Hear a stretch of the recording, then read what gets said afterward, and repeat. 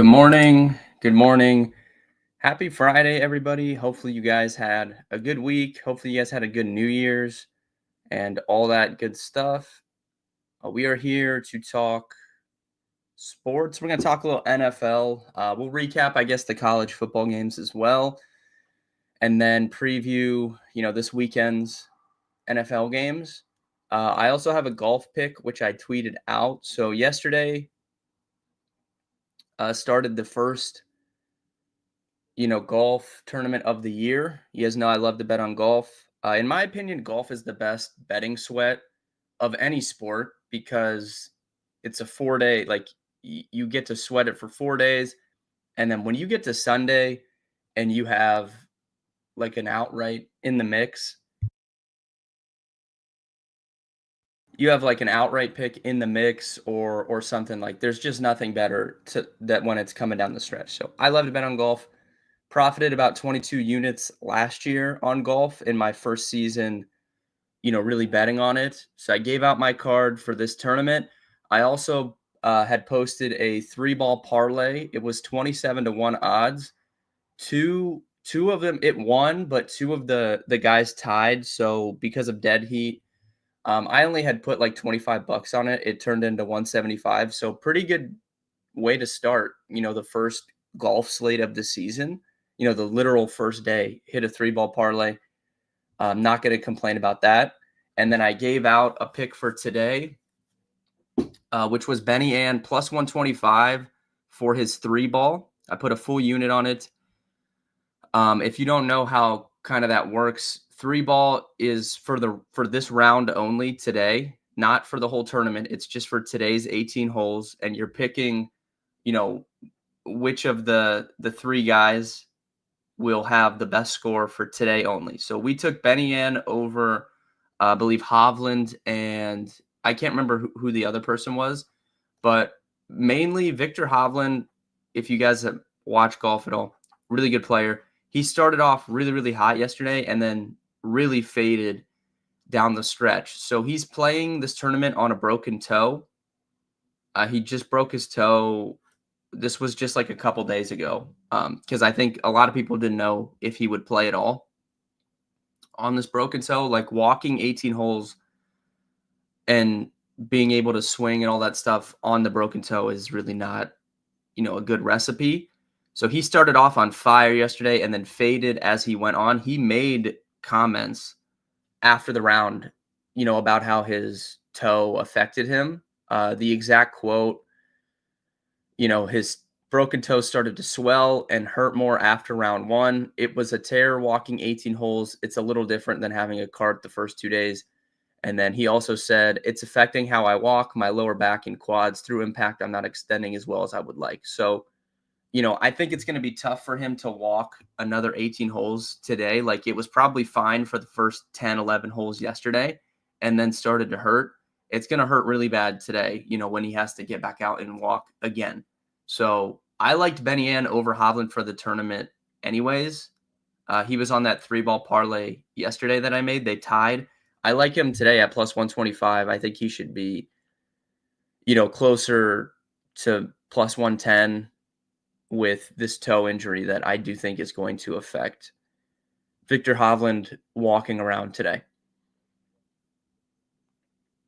So that's my golf take, but hopefully, one of our outrights can make a move today and tomorrow and at least get in the mix to give us a sweat on Sunday. I do also, before we get into NFL, if you guys have the FanDuel, I think it's called like Parlay My Way or something. If you guys have that in your state, I want to be interested to see if they're going to let us bet on Mike Evans, because it's very clear that, the team is going to be motivated to get him 1,000 yards. It would be 11 seasons in a row, every year of his career. I believe it ties Jerry Rice for the most 1,000-yard seasons all time. Baker Mayfield's made multiple comments about this. Like, it's very clear that they want to get him the 1,000 yards. But Mike Evans also has huge contract incentives for him to have a 70 catch, 1,000 yard, 10 touchdown season. He already has the touchdowns, right? They took care of that last week. He scored 2.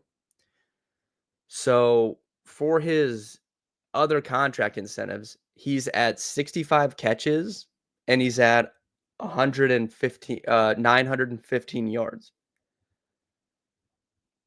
So he needs 5 catches for 85 yards for a $3 million contract bonus. Like, crazy incentive tied to that.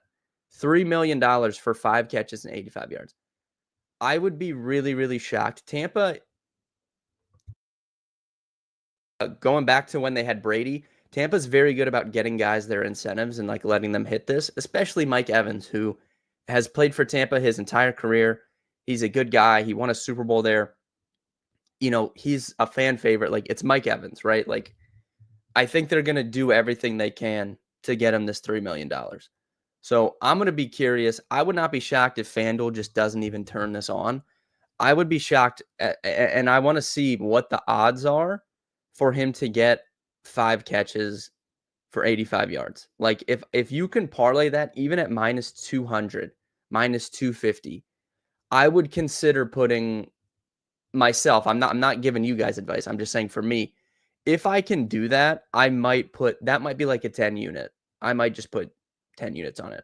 I'm going to be really surprised if he doesn't get this.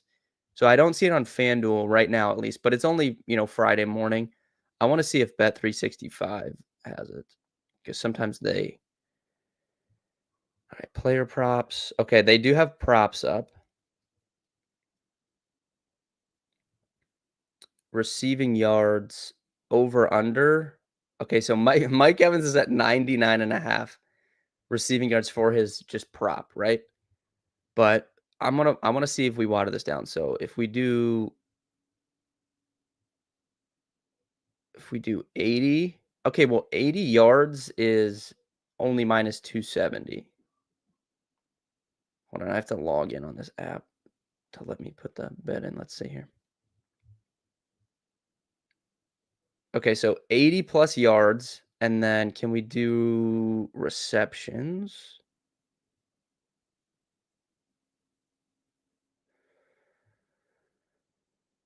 I don't see receptions currently, so I don't know if that's on there. Pass yards, receiving yards, rush yards, passing touchdowns. Yeah. No receptions currently, but I'm going to be looking out for that this weekend. If you can do a 5, catch or even 6 with the 80 yards, I'm going to do that. And I'm going to put a lot of money on it. That'll be like early. Obviously, it's only January 3rd, but will be tough, honestly, to pass it for biggest bet of the year, I think. I would go pretty hard on that, I think. If you join late, though, Benny Ann 3-ball for the century today, plus 125. We will be sweating that out. Let's dive in here. Let's look at these NFL games. You can see on my screen here, Ravens, Eagles, Falcons, Packers are the biggest kind of differentials we have in terms of those teams winning. Interesting to see the Steelers up here, but the data has really skewed towards the Steelers all season. And there is an interesting kind of, I don't know if the Steelers would do this, but if the Ravens are 19.5-point favorites over the Cleveland Browns on Saturday at 4:30, if the Ravens win that game, which one would assume that they do, the Steelers have nothing to play for. They can't change anything. So would they rest guys would be my question. So as I'm looking this in real time, I have the sportsbook up. The Bengals just moved from 1.5 to 2.5. I don't know. I can't answer whether or not the Steelers would rest players, assuming the Ravens win this game. I think they'd be probably pretty stupid not to, because if it's a irrelevant thing at that point, why would they not kind of take advantage and rest that, right? Because they're gonna probably play. Let's see. Right now, they're projected to play let's see. Bills. Right now, the matchups are Bills, Broncos, Ravens, Chargers, Steelers, Texans. Right. So they have a very, very right as of right now, really winnable game, round one against the Houston Texans. I think they'd be stupid not to rest people, assuming the Ravens win this game and they can't move up or down. So that's a huge advantage for the Bengals because they need to win this game and then they need other stuff to happen.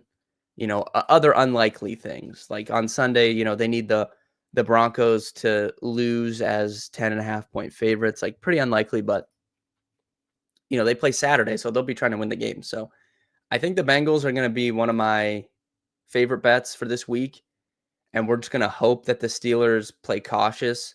I mean, the Bengals can win anyways, right? Like even if the Steelers played all their guys, like the Bengals can win the game and cover. But best case scenario, we bet the Bengals, and then the Ravens win, and we get news that the Steelers are going to take it easy on some of their guys. So early right now, Bengals look like a good bet for me, but obviously this data right here in the sheet is not accounting for any of that stuff. But all right, let's get into the Sunday slate of games here. A lot of stuff to navigate in terms of guys not playing and all that stuff. We can skip, I guess, to Sunday night where we know the big game is Vikings-Lions. Lions -2.5. Winner gets the division. Winner gets the number one seed in the NFC. Like, huge game. 56.5 total. It should be a really, really fun game. There's a little bit of juice on this under 56.5. The Lions at -2.5 are juiced to -120. I don't know. Like, my first kind of instinct when this came out, last week, and we knew this was going to happen, kind of like the Vikings a little bit, but the Lions, they just cover, man. I don't know. It's unexplainable, truly. Like Dan Campbell against the spread, it's just insane. So I think maybe one way to bet this could be taking the Vikings over 27.5 for their team total. I mean, the Lions defense, it's just an absolute shambles, right? Like I wrote it. So we took the 49ers team total over on Monday night, this past Monday night. They almost covered that in the first half. This defense is just in absolute shambles. And I wrote that, the Bears had just played the Lions, right? The Bears, who played the Seahawks, scored 3 points. Caleb Williams did absolutely nothing in that game. They played the Lions the week prior. They scored 17 points. Caleb Williams had, 334 passing yards, 2 touchdowns, no picks. Like, they just can't stop anyone. So I'm pretty sure the Vikings, especially with Kevin O'Connell and how good their scheme has been this year, they're going to be able to put points up on this defense on Sunday night. And that's why the total is 56.5 points, right? If we go back to the first meeting between these teams, which was on October 20th, that was really before the Lions' injuries started to set in.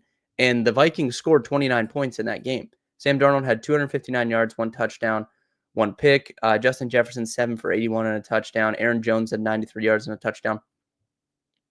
The team had plenty of success.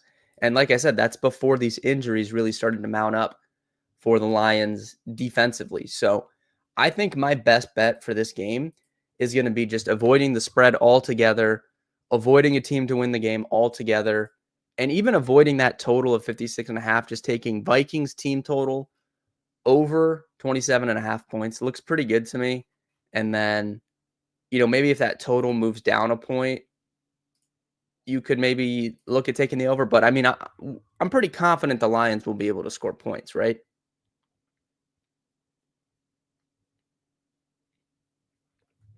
So that's kind of how I'm looking at that game.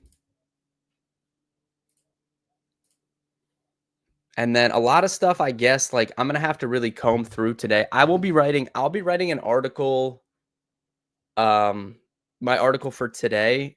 I'm going to do one probably for like incentive based stuff. And then I'm going to do one of like guys that are going to be stepping in for resting players that could have good fantasy weeks if you're playing DFS or, looking to bet on props. So those will be out today, but that's gonna be, like, a lot of work just, like, combing through that. One that jumps out to me immediately, which, there's a podcast that'll be coming out today that I recorded with Steve yesterday. We talked a little bit about, but Will Shipley, I think, against the New York Giants run defense, I would be interested to see if we get some props on him with Saquon Barkley out. I could definitely see myself buying into betting on Will Shipley.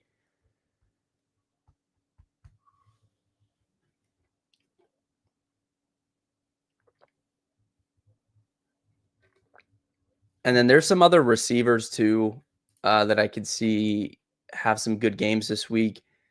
And then even like, Brian Thomas Jr., he's been on fire. Like just betting on him again. They match up with the Colts. The Colts have really struggled the last few years with bigger receivers like Brian Thomas Jr. that can get downfield. I think it's a really good spot for him. I want to see.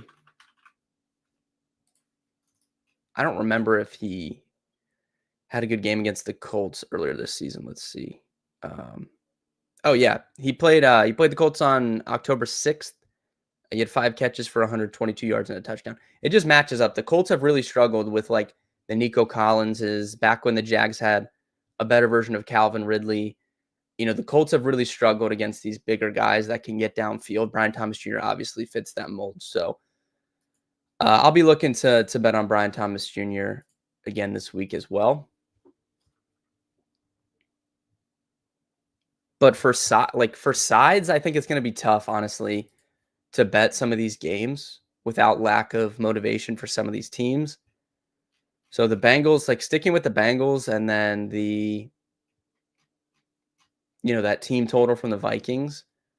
Like the Dolphins need to win, but they're not playing Tua again. So it's like, do you really want to bet on Tyler Huntley? Not really.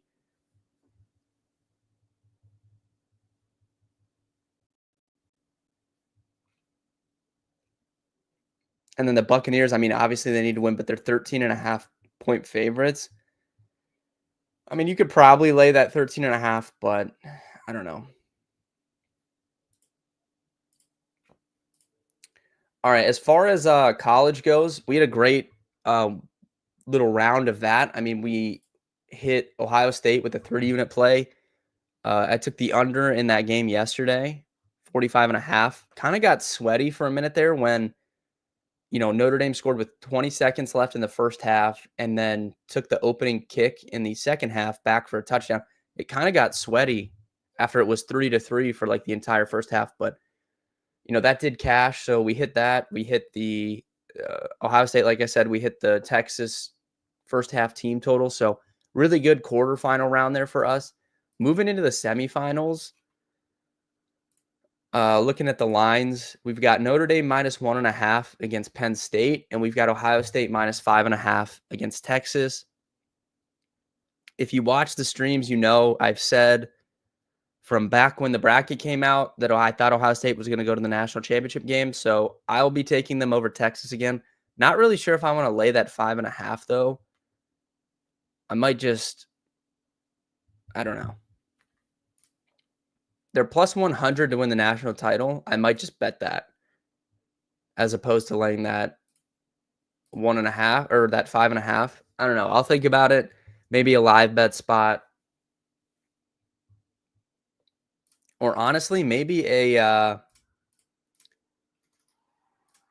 Texas team total under. Ohio State's defense has looked very good, so maybe I could entertain that. But we'll think about that. We have till next Friday.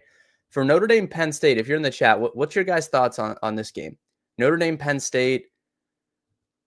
I'm kicking myself. I kind of had the feeling that it was going to be Ohio State Notre Dame for the championship, and I looked at it. It was like 20-1 for that future to before the game started. I'm kind of kicking myself that I didn't bet it, but I don't know. What do you guys think? Notre Dame versus Penn State. I think man, it's like tough because it's like two coaches that historically, we've kind of faded. Now, I will say Marcus Freeman, I'll give him his flowers. He's been much better. Like since they lost to NIU, Marcus Freeman, I've had no complaints about him. He's been very good. And he's been good in these playoff games as well. So that kind of eases my concerns there. I still have those big game concerns for James Franklin more so than Marcus Freeman. So that kind of affects things for me. But like just in a vacuum, if you took the coaching aspect out of it, I think I would want to bet Penn State here. But you have to factor in the coaching aspect. And then you have to factor in that Drew Aller in his entire career, I like Drew Aller. I've been a fan of Drew Aller since he was in high school. He's pretty local to me here in Ohio. So I've known about him. I wanted Ohio State to recruit him. They didn't. And that kind of worked out. You know, they had Stroud and all that stuff. Like, it really wasn't a huge deal. But regardless, I've been a fan of Drew Aller since he was in high school. The problem for Drew Aller has been he's played very bad against good teams. When he's gotten against good defenses, he's struggled in pretty much every time he's ever faced a good defense. So this is a huge game for Drew Aller going up against a good defense. Like, can he have success against a good defense? I think that it's a valid concern and it's a valid question. So, like I said, I think like normally I would be on Penn State here, but that's two huge question marks for me. Can James Franklin not pee down his leg in a big game? Can Drew Aller play good against one of the top defenses in the country? I don't know. So it's going to be tough for me to bet on them. Now, I need to know if Jeremiah Love is okay, though, because that's also another factor. Let's see here. This is from 13 hours ago. He said he tweaked it like he did at USC. Love seemed to recover well after that, but he has less time to do so now. Still asked if he'll be good to go for the Orange Bowl. He gave a confident nod. Yes. Okay. So, look, whether or not he's available, I don't care. I need to know if he's going to be Jeremiah Love and be playing, because that's a big factor for me as well. So, tons of question marks on this Notre Dame Penn State game. Someone in chat said they like Penn State. I mean, I think that's like the side I would be on, but I just have these like question marks. I'm assuming Notre Dame will be the public side though. On FanDuel, at least right now, it has 63% of the bets on Notre Dame for the spread. So not shocking there. I don't know. We'll have to wait and see. Kind of tough. It should be fun though to dissect those next week.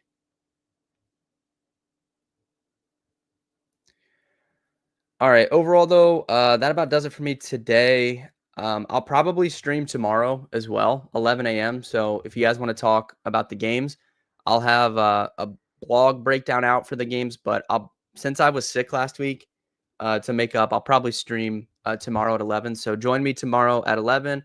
We'll talk the Saturday games. We'll talk some prop bets and then some other stuff as well. So thank you guys for tuning in.